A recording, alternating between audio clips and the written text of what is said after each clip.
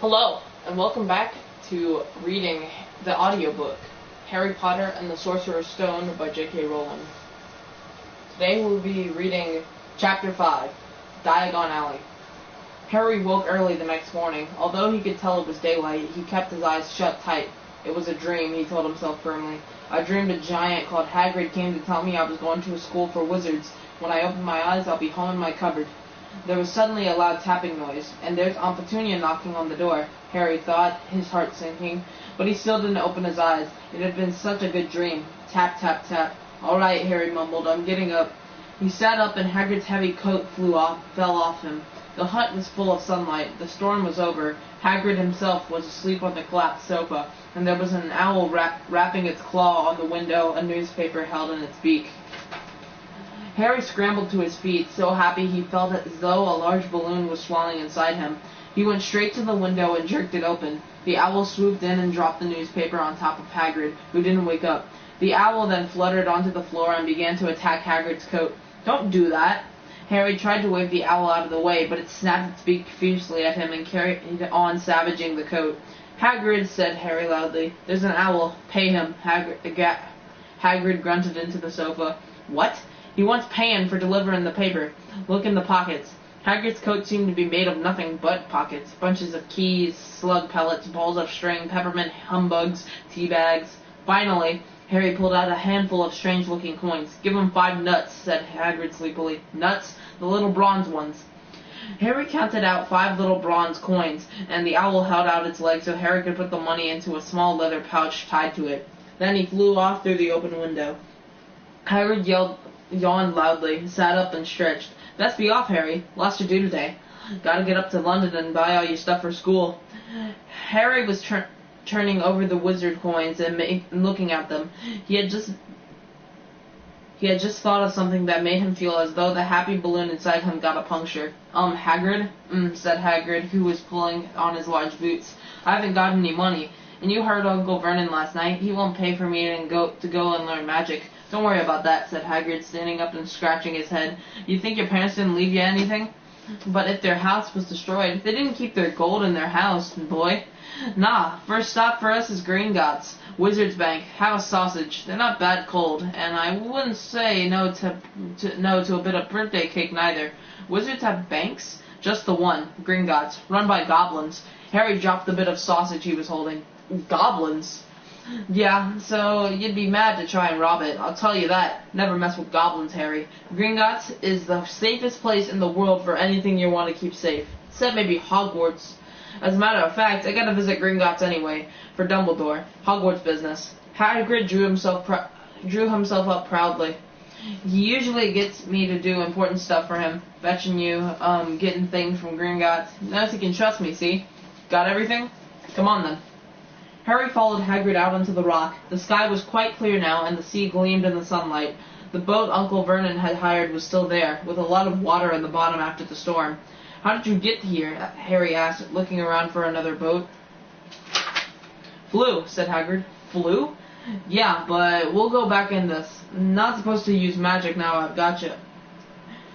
They settled down in the boat, Harry still staring at Hagrid, trying to imagine him flying. Seems a shame to row, though, said Hagrid, giving Harry another of his sideways look. If I was to speed things up a bit, would you mind not mentioning it at Hogwarts? Of course not, said Harry, eager to see more magic. Hagrid pulled out the pink umbrella again, tapped it twice on the side of the boat, and they sped off toward land. Why would you be mad to try and rob Gringotts? Harry asked. Spells, enchantments, said Hagrid, unfolding the newspaper as he spoke. They say there's dragons guarding the high security vaults, and then you gotta find your way. Gringotts is hundreds of miles under London, see? Deep under the underground. You'd die of hunger trying to get out, even if you did manage to get your hands on some. Harry sat and thought about this while Hagrid read his newspaper, The Daily Prophet. Harry had learned from Uncle Vernon that people liked to be left alone while they did this, but it was very difficult. He'd never had so many questions in his life. Ministry of Magic messing things up as usual, Hagrid muttered, turning the page. There's a Ministry of Magic? Harry asked, before he could stop himself. Of course, said Hagrid. They wanted Dumbledore for minister, of course, but he'd never leave Hogwarts, so old Cornelius Fudge got the job. Bungler if there ever was one, so he pelts Dumbledore with owls every morning asking for advice. But what does a Ministry of Magic do?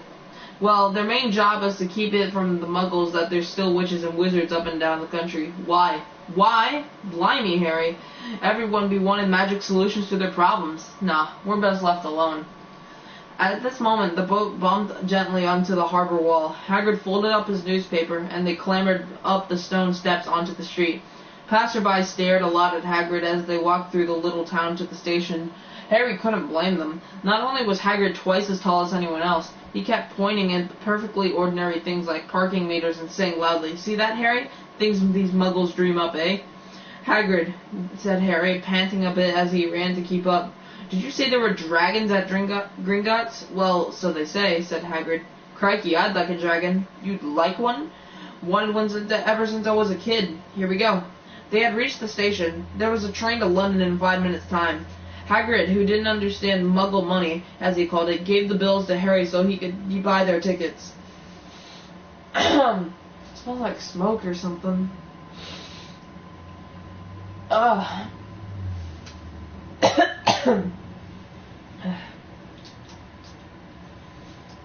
People started more than ever on the train.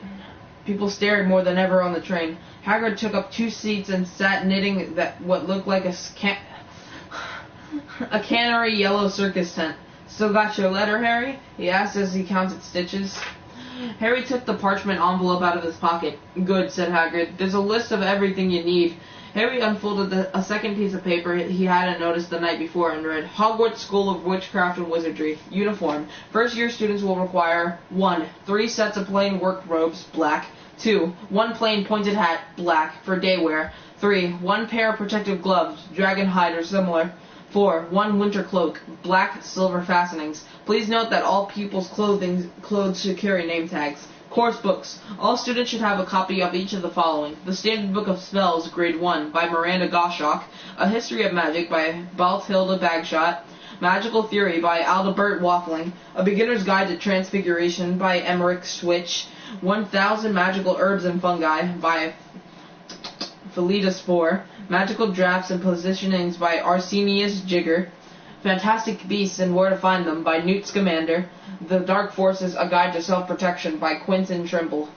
Other equipment: 1 wand, 1 cauldron, pewter, standard size 2, 1 set glass or crystal files, 1 telescope, 1 set brass scale. Students may also bring an owl or a cat or a toad. Parents are reminded that first years are not allowed their own broomsticks. "Can we buy all this in London?" Harry wondered aloud. "If you know where to go," said Hagrid. Harry had never been to London before, although Hagrid seemed to know where he was going. He was obviously not used to getting it there in the ordinary way. He got stuck in the ticket barrier on the underground and complained loudly that the seats were too small and the trains were too slow. "I don't know how the muggles manage without magic," he said as they climbed a broken-down escalator that led up to a bustling road lined with shops. Hagrid was so huge that he parted the crowd easily. All Harry had to do was keep close behind them. They passed bookshops and music stores, hamburger restaurants and cinemas, but nowhere that looked as it could show you a magic wand. This was really an ordinary street full of ordinary people. Could there really be piles of wizard gold buried miles deep beneath them?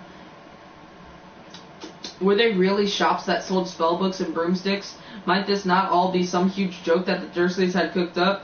If Harry hadn't known that the Dursleys had no sense of humor, he might have thought so. Yet somehow, even though everything Hagrid had told him so far was unbelievable, Harry couldn't help trusting him. "This is it," said Hagrid, coming to a halt. "The Leaky Cauldron. It's a famous place." It was a tiny, grubby-looking pub. If Hagrid hadn't pointed it out, Harry wouldn't have noticed it was there. The people hurrying by didn't glance at it. Their eyes slid from the big bookshop on one side to the record shop on the other, as if they couldn't see the Leaky Cauldron at all. In fact, Harry had the most peculiar feeling that only he and Hagrid could see it. Before he could mention this, Hagrid had steered him inside. For a famous place, it was very dark and shabby. A few old women were sitting in a corner, drinking tiny glasses of sherry. One of them was smoking a long pipe. A little man in a top hat was talking to the old bartender, who was quite bald and looked like a toothless walnut. The low buzz of chatter stopped when they walked in. Everyone seemed to know Hagrid. They waved and smiled at him, and the bartender reached for a glass, saying, "The usual, Hagrid?" "Can't, Tom. I'm on Hogwarts business," said Hagrid, clapping his great hand on Harry's shoulder and making Harry's knees buckle. "Good Lord," said the bartender, peering at Harry. Can this be?" The leaky cauldron had suddenly gone completely still and silent. "Bless my soul," whispered the old bartender. "Harry Potter! What an honor!"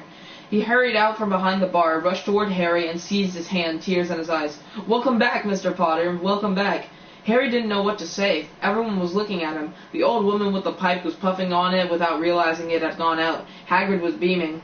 Then there was a great scraping of chairs, and the next moment Harry found himself shaking hands with everyone in the leaky cauldron. "Doris Crockford, Mr. Potter. Can't believe I'm meeting you at last. So proud, Mr. Potter. I'm just so proud. Always wanted to shake your hand. I'm all of a flutter. Delighted, Mr. Potter. Just can't tell you. Diggle's the name. Daedalus Diggle." "I've seen you before," said Harry, as Daedalus Diggle's top hat fell off in his excitement. "You bowed to me once in a shop." "He remembers," cried Daedalus Diggle, looking around at everyone. "Did you hear that? He remembers me." Harry shook hands again and again. Doris Crockford kept coming back for more. A pale young man made his way forward, very nervously. One of his eyes was twitching. "Professor Quirrell," said Hagrid. "Harry, Professor Quirrell will be one of your teachers at Hogwarts." Potter, stammered Professor Quirrell, grasping Harry's hand. "Can't tell you how pleased I am to meet you." "What sort of magic do you teach, Professor Quirrell?" Defense against the dark arts," muttered Professor Quirrell, as though he'd rather not talk about it. Not that you need it, eh, Potter?" He laughed nervously. "You'll be getting all your equipment, I suppose. I've got to pick up a new book on vampires myself." He looked terrified at the very thought. But the others wouldn't let Professor Quirrell keep Harry to himself. It took almost 10 minutes to get away from them all. At last, Hagrid managed to make himself heard over the babble. "Must get on. Lots to buy. Come on, Harry." Doris Crockford shook Harry's hand one last time, and Hagrid led them through the bar and out into a small walled courtyard, where there was nothing but a trash can and a few weeds. Hagrid grinned at Harry. "Told you, didn't I? Told you were famous. Even Professor Quirrell was trembling to meet you. Mind you, he's usually trembling." "Is he always that nervous?" "Oh yeah, poor bloke. Brilliant mind. He was fine while he was studying out of books. But then he took a year off to get some first-hand experience. They say he met vampires in the Black Forest, and there was a nasty bit of trouble with a hag. Never been the same since. Scared of the students, scared of his own subject. Now, where's me umbrella?" "Vampires? Hags?" "Vampires? Hags?" Harry's head was swimming. Hagrid, meanwhile, was counting bricks in the wall above the trash can. 3 up, 2 across, he muttered. "Right, stand back, Harry." He tapped the wall 3 times with the point of his umbrella. The brick he had touched quivered. It wriggled. In the middle, a small hole appeared. It grew wider and wider. A second later, they were facing an archway large enough even for Hagrid, an archway onto a cobbled street that twisted and turned out of sight. "Welcome," said Hagrid, "to Diagon Alley." He grinned at Harry's amazement. They stepped through the archway. Harry looked quickly over his shoulder and saw the archway shrink instantly back into solid wall. The sun shone brightly on a stack of cauldrons outside the nearest shop. Cauldrons, all sizes, copper, brass, pewter, silver, self-stirring, collapsible, and had set a sign hanging over them. "Yeah, you'll be needing one," said Hagrid, "but we gotta get your money first." Hagrid wished he had about 8 more eyes.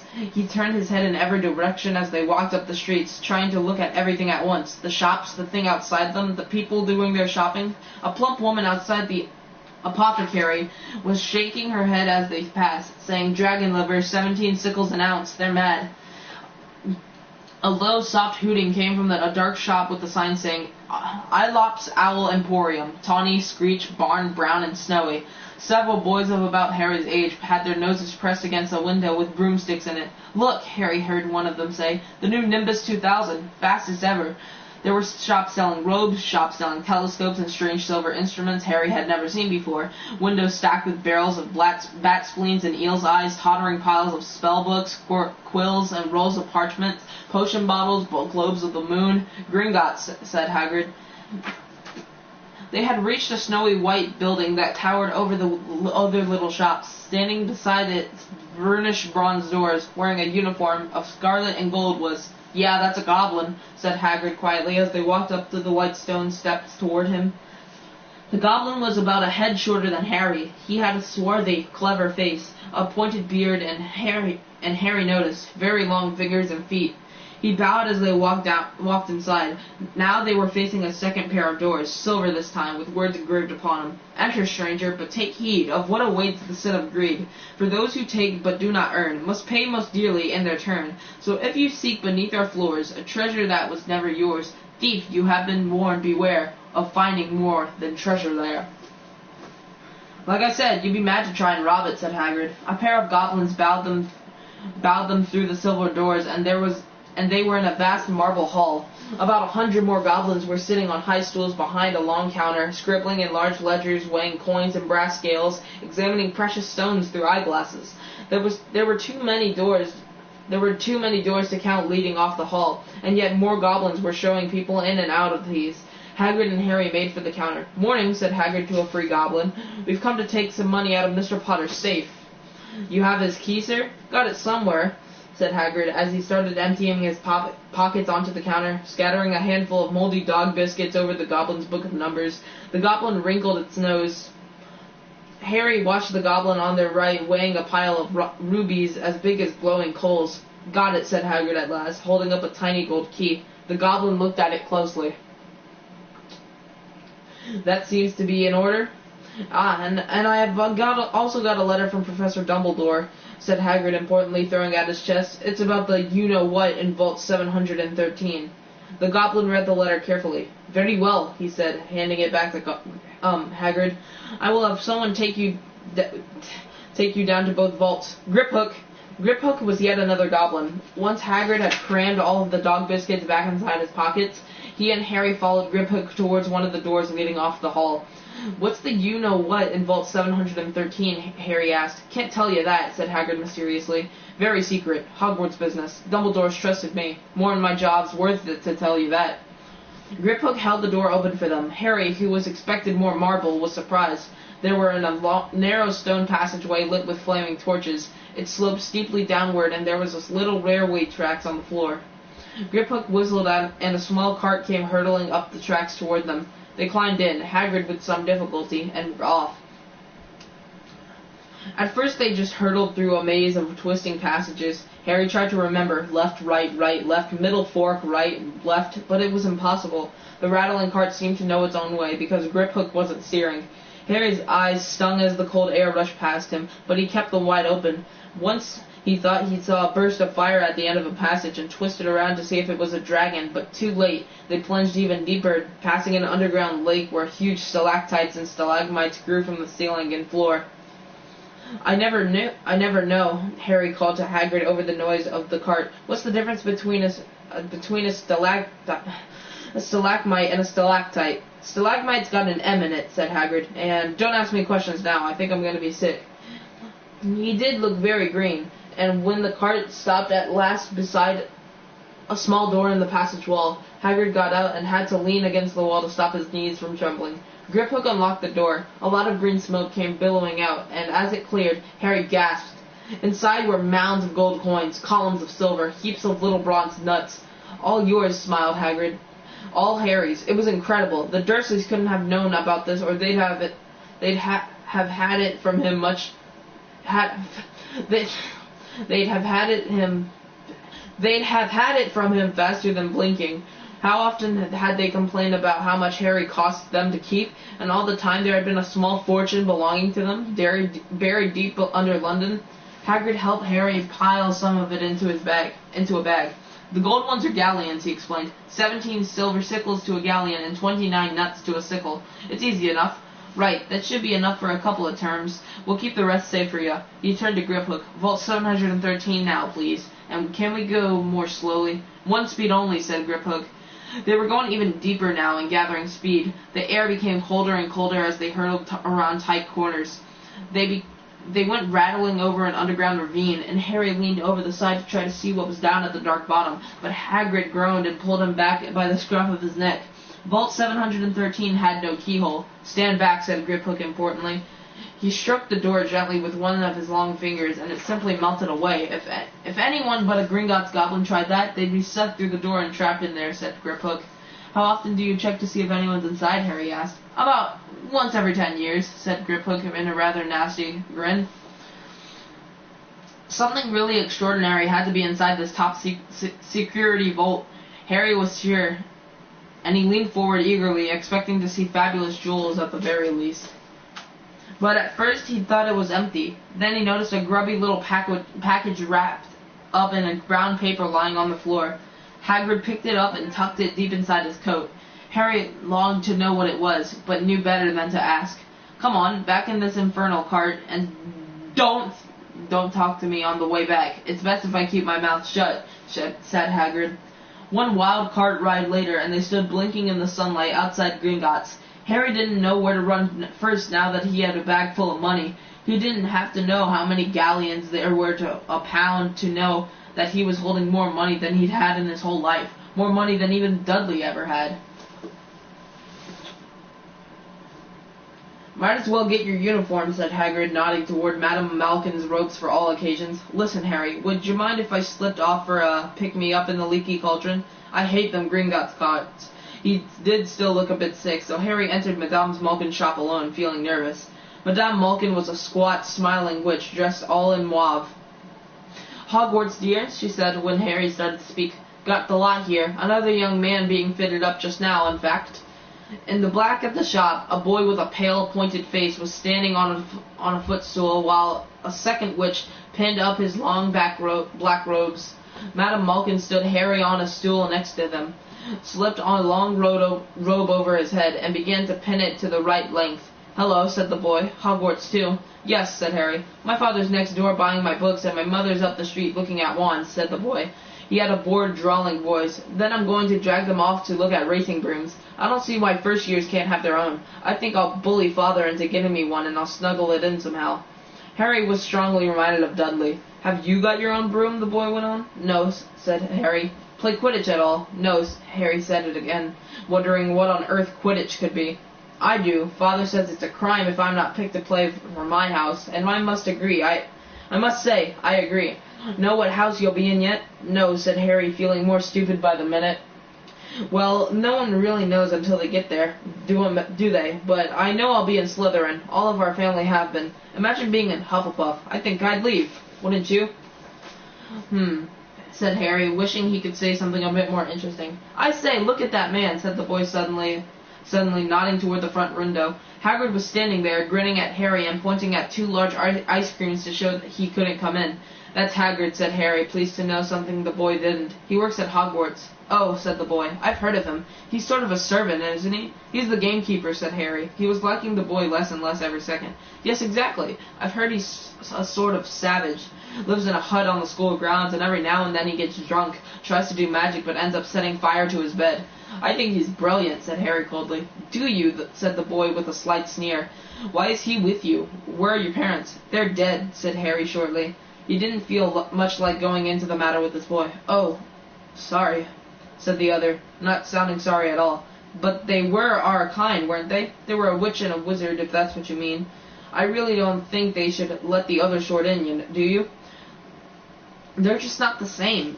They've never been brought up to know our ways. Some of them have never even heard of Hogwarts until they get the letter. Imagine! I think they should keep it in the old wizarding families. What's your surname, anyway?" But before Harry could answer, Madame Malkin said, That's you done, my dear," said Harry, and Harry, not sorry for an excuse to stop talking to the boy, hopped down from the footstool. "Well, I'll see you at Hogwarts, I suppose," said the drawing boy. Harry was rather quiet Ow. Yeah, paper cut. Ow. Harry was rather quiet as he ate the ice cream Hagrid had bought him, chocolate and raspberry with chopped nuts. "What's up?" said Hagrid. "Nothing," Harry lied. "They stopped to buy parchment and quills." Harry cheered up for a bit when he found a bottle of ink that changed color as you wrote. When they had left the shop, he said, "Hagrid, what's Quidditch?" "Blimey, Harry, I keep forgetting how little you know, not knowing about Quidditch." "Don't make me feel worse," said Harry. He told Hagrid about the pale boy and Madame Malkin's, and he said people from Muggle families shouldn't even be allowed in. "You're not from a Muggle family. If he'd known who you were, he's grown up knowing your name. If his parents were wizarding folk, you saw that everyone in the Leaky Cauldron was like when they saw you. Anyway, what does he know about it? Some of the best I ever saw were the only ones with magic in them in a long line of muggles. Look at your mum. Look what she had for a sister. So what is Quidditch? It's our sport. Wizard sport. It's like soccer in the muggle world. Everyone follows Quidditch. Or football if you live outside the U.S. Played up in the air on broomsticks, and there's 4 balls. Sort of hard to explain the rules. And what are Slytherin and Hufflepuff? Schoolhouses. There's 4. Everyone says Hufflepuff are a lot of duffers, but I bet I'm in Hufflepuff, said Harry gloomily. Better Hufflepuff than Slytherin, said Hagrid darkly. There's not a single witch or wizard who went bad who wasn't in Slytherin. You know who was one. You know who was at Hogwarts? Years and years ago, said Hagrid. They bought Harry's school books in a shop called Flourish and Blotts, where the shelves were stacked to the ceiling with books as large as paving stones bound in leather, books the size of postage stamps and covers of silk, books full of peculiar symbols, and a few books with nothing in them at all. Even Dudley, who never read anything, would have been wild to get his hands on some of these. Hagrid almost had to drag Harry away from curses and counter-curses, bewitch your friends and befuddle your enemies with the latest revenges, hair loss, jelly legs, tongue tie-in, and much, much more, by Professor gotta love these names. Vindicus Viridian. I was trying to find out how to curse Dudley. I'm not saying that's a good idea, but you're not to use magic in the Muggle world except for very special circumstances, said Hagrid. And anyway, you couldn't work any of them curses yet. You'll need a lot more study before you can get to that level. Hagrid wouldn't let Harry buy a solid gold cauldron either. It says pewter on your list. But they got a nice set of scales for weighing potion ingredients and collapsible brass telescopes. Then they visited the apothecary, which was fascinating enough to make up for its horrible smell, a mixture of bad eggs and rotten cabbages. Barrels of slimy stuff stood on the floor, jars of herbs, dried roots, and bright powders lined the walls, bundles of feathers, strings of fangs, and snarled claws hung from the ceiling. While Hagrid asked the man behind the counter for a supply of some basic potion ingredients for Harry, Harry himself examined silver unicorn horns at 21 galleons each, and minuscule, glittery black beetle eyes, 5 nuts a scoop. Outside the apothecary, Hagrid checked Harry's list again. Just your one left. Oh yeah, and I still haven't got you a birthday present. Harry felt himself go red. You don't have to. I know I don't have to. Tell you what, I'll get you an animal. Not a toad. Toads went out of fashion years ago. You'd be laughed at. And I don't like cats. They make me sneeze. I'll get you an owl. All the kids want owls. They're dead useful. Carry your mail and everything. 20 minutes later, they left oh my god, I love these names. Aelope's Owl Emporium, which had been dark and full of rustling and flickering, jewel-bright eyes. Harry now carried a large cage that held a beautiful snowy owl, fast asleep with her head under her wing. He couldn't stop stammering his thanks, sounding just like Professor Quirrell. Don't mention it, said Hagrid gruffly. Don't expect you've had a lot of presents from the Dursleys. Just Ollivanders left now. Only place for wands, Ollivanders, and you gotta have the best wand. A magic wand. This is what Harry had really been looking forward to.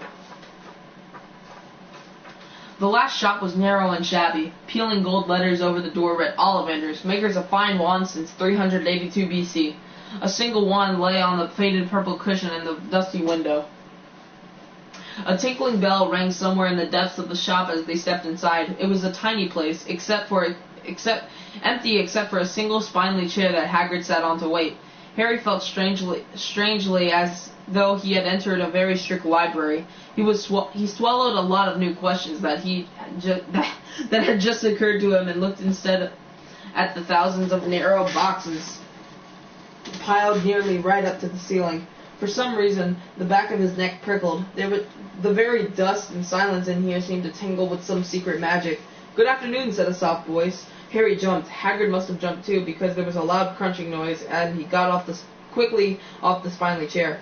An old man was standing before them, his wide, pale eyes shining like moons through the gloom of the shop. "Hello," said Harry awkwardly. "Ah, yes," said the man. Yes. I thought I'd be seeing you soon, Harry Potter." It wasn't a question.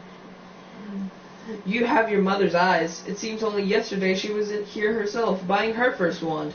10¼ inches long, swishy, made of willow. Nice wand for charm work." Mr. Ollivander moved closer to Harry. Harry wished he could blink. Those silvery eyes were a bit creepy. Your father, on the other hand, favored a mahogany wand. 11 inches, pliable, a little more power and excellent for transfiguration. Well, I see your father favored it. It's really the one that chooses the wizard, of course. Mr. Ollivander had come so close that he and Harry were almost nose to nose. Harry could see himself reflected in those misty eyes, and that's where Mr. Ollivander touched the lightning scar on Harry's forehead with a long, white finger. "I'm sorry to say that I sold the wand that did it," he said softly. 13.5 inches. You. Powerful wand. Very powerful, and in the wrong hands. Well, if I'd known what that wand was going out into the world to do. He shook his head, and then, to Harry's relief, sputtered Hagrid. Rubius Hagrid, how nice to see you again. Oak, 16 inches, rather bendy, wasn't it? It was, sir, yes, said Hagrid. Good wand, that one, but I suppose they snapped it in half when you got expelled, said Mr. Ollivander, suddenly stern. Yes, they did, yes, said Hagrid, shuffling his feet. I've still got the pieces, though, he added brightly. But you don't use them, said Mr. Ollivander sharply. Oh, no, sir, said Hagrid quickly. Harry noticed him gripping his pink umbrella very tightly as he spoke. Said Mr. Ollivander, giving Hagrid a piercing look. Well now, Mr. Potter, let me see. He pulled a long tape measure with silver markings out of his pocket. Which is your wand arm? I'm right-handed, said Harry. Hold out your arm, that's it. He measured Harry from shoulder to finger, then wrist to elbow, shoulder to floor, knee to armpit, and round his head. As he measured, he said, Every Ollivander wand has a core of a powerful magical substance, Mr. Potter. We use unicorn hairs, phoenix tail feathers, and the heartstrings of dragons. No two Ollivander wands are the same, just as no two unicorns, dragons, or phoenixes are quite the same. And of course, you will never get such good results with another wizard's wand. Harry suddenly realized that the tape measure, which was measuring between his nostrils, was doing this on his own. Mr. Ollivander was flitting around the shelves, taking down boxes. That will do, he said, and the tape measure crumpled into a heap on the floor. Right then, Mr. Potter, try this one. Beechwood and dragon heartstring, 9 inches, nice and flexible. Just take it and give it a wave. Harry took the wand and, feeling foolish, waved it around a bit, but Mr. Ollivander snatched it out of his hand almost at once. Maple and phoenix feather, 7 inches, quite whippy. Try. Harry tried, but he had hardly raised the wand when it, too, was snatched back by Mr. Ollivander. No, here. Ebony and unicorn hair, 8.5 inches, springy. Go on, try it out. Harry tried and tried. He had no idea what Mr. Ollivander was waiting for. The pile of tried wands was mounting higher and higher on the spindly chair, but the more wands Mr. Ollivander pulled from the shelves, the happier he seemed to become. Tricky customer, eh? Not to worry. We'll find the perfect match here somewhere. I wonder now. Yes, why not? Unusual combination. Holly and phoenix feather, 11 inches, nice and supple. Harry took the wand. He felt a sudden warmth in his fingers. He raised the wand above his head, brought it swishing down through the dusty air, and a stream of red and gold sparks shot from the end of like a firework, throwing dancing spots of light onto the walls. Hagrid whooped and clapped, and Mr. Ollivander cried, "Oh, bravo! Yes, indeed! Oh, very good! Well, how curious! How very curious!" He put Harry's wand back into its box and wrapped it in brown paper, still muttering, "Curious. Sorry," said Harry, "but what's curious?" Mr. Ollivander fixed Harry with his pale stare. "I remember every one I've ever sold, Mr. Potter. Every single wand. It so happens that the phoenix whose tail feather is in your wand gave another feather, just one other. It is very curious indeed that you should be destined for this wand when its brother gave you that scar." Harry swallowed. "Yes, 13.5 inches. You. The wood, not you. Like Y-E-W. Curious indeed how these things happen. The wand chooses the wizard, remember? I think we must expect great things from you, Mr. Potter. After all, he who must not be named did great things. Terrible! Yes, but great." Harry shivered. He wasn't sure he liked Mr. Ollivander too much. He paid 7 gold galleons for his wand, and Mr. Ollivander bowed them from his shop.